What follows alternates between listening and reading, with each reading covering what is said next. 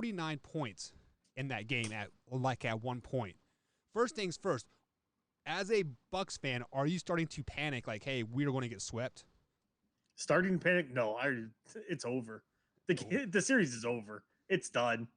They needed to steal one in Brooklyn because I guarantee Brooklyn steals at least one in Milwaukee. If not, they just sweep us. For whatever reason, the Bucks have gone stone cold shooting. It has just been brick after brick after brick, and it's in inexplicable because they were stroking everything against the Heat. They were on right. fire, and uh, right now in this series, in the first two series, it's they can't hit nothing. But they're going away from their bread and butter. They're not really pounding the paint like they did against the Heat. They weren't going inside as much, and it seems like they are just sitting on the perimeter and just jacking threes the whole game. And when you're not hitting and your whole team's not hitting Yeah. threes, it's not a good sign. Yeah, well, and then I heard reports earlier today that Coach Buck was on his way out after this year. No matter how good he did in the playoffs, whether they went to the finals or lost in the first round, or so. Well, what are the reports and rumors up there like where you're from? Is Coach Buck out?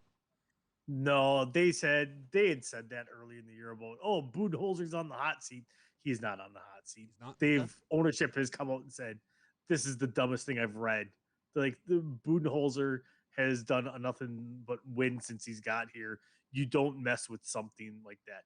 The biggest problem they run into is the bench players and the role players that they have. They got lucky the 1 year with Brooke Lopez. They got brought Brooke in on basically a veteran minimum contract. Right. Dude lit it up and has not been the same player since that year. That hurt them a ton. There was decisions that were made. They had Christian Wood. Christian Wood is an amazing center for the Houston Rockets right now. He had his kind of breaking out party when he was with Detroit. They had a chance to keep him, and they kept him down in the G League for whatever reason. Would never let him crack the rotation. I mean, it's a multitude of things because they are so pushed up against the cap that the things that they've done just haven't quite completely worked out. And Sorry. same thing with this. Like they had Wesley Matthews last year. He bolted, went to the Lakers. How'd that work out, Wesley?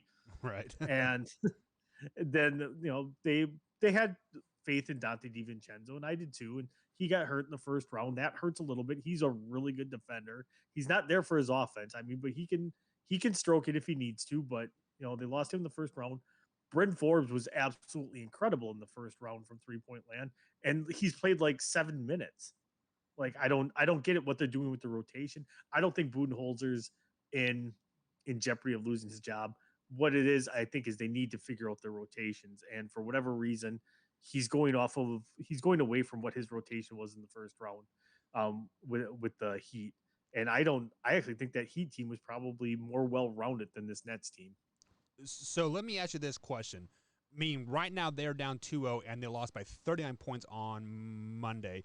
And the Greek Freak is just not playing his game. I mean, he got dunked on by Blake Griffin last night pretty bad. Do they get swept in this series, or do they pull a game or two out at home and make it a series, like a 6-game series? Nope, I say it goes at best it goes 5 games. They pull out one at home. They may win this next one at home just because they're home. B, the crowd's going to be amped up because they are down 2-0. That's going to get them energized, and then hopes and dreams get dashed in game 5 or in game 4, and in game 5 they just seal our fate. Yeah. All right. So, I mean, like obviously, we are